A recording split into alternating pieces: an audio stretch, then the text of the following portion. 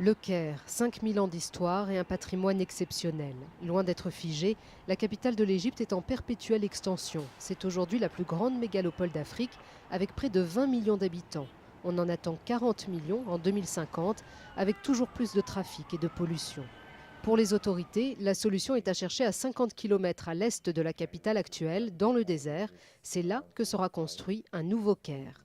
Some of them, they have removed the capital to very far areas, but the other has made this kind of administrative and business center, new one, that reflect the future and that will come with new modern architecture, new modern planning schemes, and this is exactly what we are intending to do.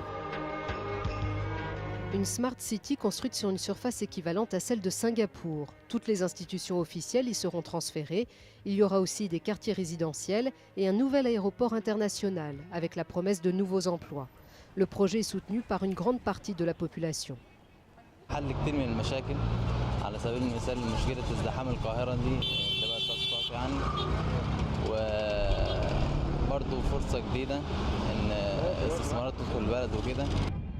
La nouvelle ville coûtera 45 milliards de dollars, mais au lieu de cet investissement colossal dans le désert, beaucoup préféreraient voir réhabiliter les nombreux quartiers du Caire laissés à l'abandon.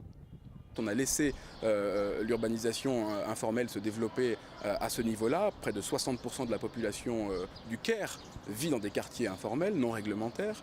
Vous avez un nombre important de logements vacants, inoccupés dans les quartiers actuels du Grand Caire. Donc plutôt que d'en recréer un nouveau million, il faudrait peut-être effectivement apporter un peu de régulation.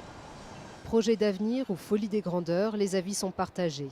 Et rien n'indique que les habitants du Caire auront l'envie ou les moyens de quitter les rives du Nil pour s'installer dans une capitale de luxe en plein désert.